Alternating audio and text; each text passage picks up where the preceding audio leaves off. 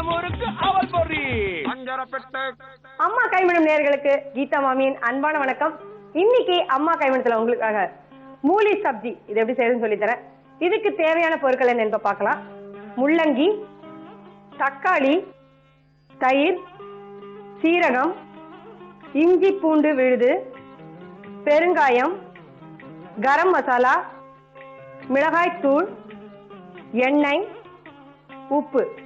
இப்ப எப்படி செய்யறதுன்னு பார்க்கலாம். மூலின்னு என்ன நினைச்சுக்காதீங்க, முள்ளங்கி அதைதான் மூலின்னு சொல்லுவாங்க. இந்த முள்ளங்கிய இந்த மாதிரி தோல் எடுத்துட்டு நல்லா அலம்பி தோல் எடுத்து சின்ன சின்னதா இந்த மாதிரி கட் பண்ணி வச்சிருக்கேன் நான். இந்த முள்ளங்கி பாத்தீங்கன்னா ரொம்ப ரொம்ப உடம்புக்கு நல்லது. அதே நேரத்துல இதை நீங்க ஜூஸ் பண்ணி சாப்பிட்டீங்கனாலும் ரொம்ப ரொம்ப உடம்புக்கு நல்லது. ஏன்னா சுகர் பேஷண்ட்டுக்கெல்லாமும் இது ரொம்ப முக்கியமான ஒரு காய் இது. இப்ப எப்படி பண்றதுன்னு பார்க்கலாம்.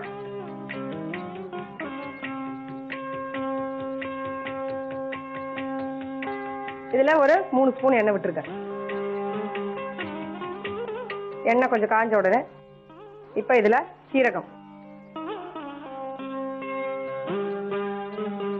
பெருங்காயத்தூள்,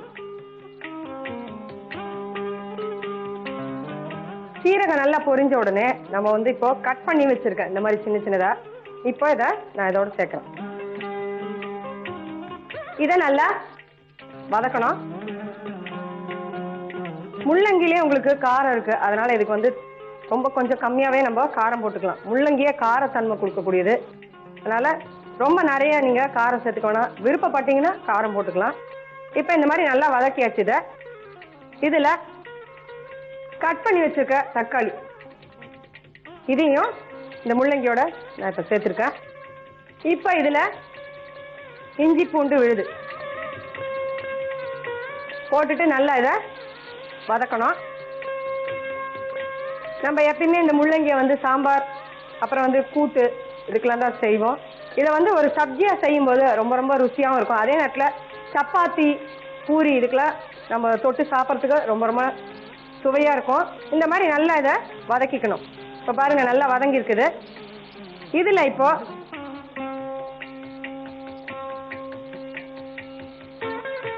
இதுல ஒரு 1/2 ஸ்பூன் மிளகாய் தூள் போட்டிருக்கேன். அதே மாதிரி 1/2 ஸ்பூன் கரம் மசாலா அதுவும் போட்டிருக்கேன். இதை போட்டுட்டு நல்லா இதையும் சேர்த்து வதக்கணும். இந்த காயோட எல்லாம் கரம் மசாலா, மிளகாய் தூள் எல்லாம் சேர்ந்து வரும். முள்ளங்கி வதக்கினாலே உங்களுக்கு சீக்கிரம் வெந்துடும். முள்ளங்கி ரொம்ப நேரம் இதை நீங்க குழைய குழைய வேக வைக்கிறது அதெல்லாம் தேவையில்லை. ஏன்னா நம்ம இதை பொரியல் மாதிரி செய்யும் போது அந்த மாதிரி தேவையில்லை. இப்போ இதுக்கு தேவையான அளவுக்கு உப்பு,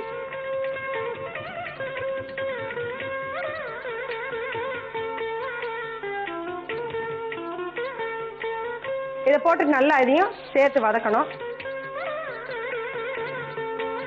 இதுல நம்ம கடைசியா தயிர். எப்பயுமே பாத்தீங்கன்னா தயிர் விட்டு செய்யற எல்லா பொரியல், இந்த சப்ஜி எல்லாமே ரொம்ப ரொம்ப கூடுதல் சுவையை கொடுக்கும். இதுல ஒரு 3 ஸ்பூன் போட்டிருக்கேன். அதையும் சேர்த்து நல்லா இதோட கலந்துக்கணும். இப்போ பாத்தீங்கன்னா இந்த தயிர்ல நல்லா இந்த காய் நல்லா வெந்திருக்கும். ஏன்னா இதை கொஞ்ச நேரம் நம்ம வதக்கிருக்கோம் இல்லையா, வதக்கும் போதே உங்களுக்கு கொஞ்சம் நல்லா வெந்துடும். முள்ளங்கிலாம் பாத்தீங்கன்னா ரொம்ப வேகணும்னு அவசியம் இல்லை. அதாவது அரை வேக்காடு இருந்தாலே போறோம். ரொம்ப ரொம்ப நல்லா இருக்கும், கடிச்சு சாப்பிட்றதுக்கு ரொம்ப நல்லா இருக்கும். இப்போ இந்த தயிரோட நம்ம சேர்க்கும் போது இன்னும் கொஞ்சம் கூடுதல் சுவையா இருக்கும். நான் இப்போ ஸ்டவ் ஆஃப் பண்ணிக்கிறேன். இப்போ பார்த்தீங்கன்னா இதில் பாருங்க தெரியும், வானலியில் இந்த எண்ணெயெல்லாம் அப்படியே பிரிஞ்சு வரும். இப்போ இதை ஒரு பவுல் எடுத்து வைக்கிறேன் நான்.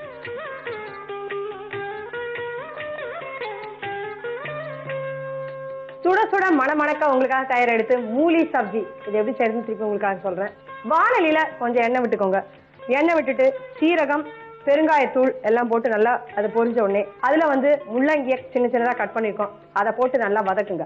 அதே வானலியில தக்காளி கட் பண்ணி வச்சிருக்கோம், அதையும் போட்டு நல்லா வதக்கிட்டு அதுல இஞ்சி பூண்டு விழுது அதையும் போட்டு நல்லா வதக்கணும். நல்லா வதங்கினதுக்கு அப்புறம் அதுல நம்ம மிளகாய் தூள் 1/2 ஸ்பூன், கரம் மசாலா 1/2 ஸ்பூன் போட்டு நல்லா கலந்ததுக்கு அப்புறம் உப்பையும் போட்டு நல்லா கலங்க. நம்ம கடைசியில ஒரு 2-3 ஸ்பூன் தயிர் அதையும் போட்டு நல்லா வதக்கணும். அந்த எண்ணெய் பிரிஞ்சு வர ஸ்டேஜ்ல இறக்கி அதை ஒரு பவுல் எடுத்து வச்சுட்டீங்கன்னா சுட சுட மணக்க உங்களுக்காக தயார் எடுத்து மூலி சப்ஜி.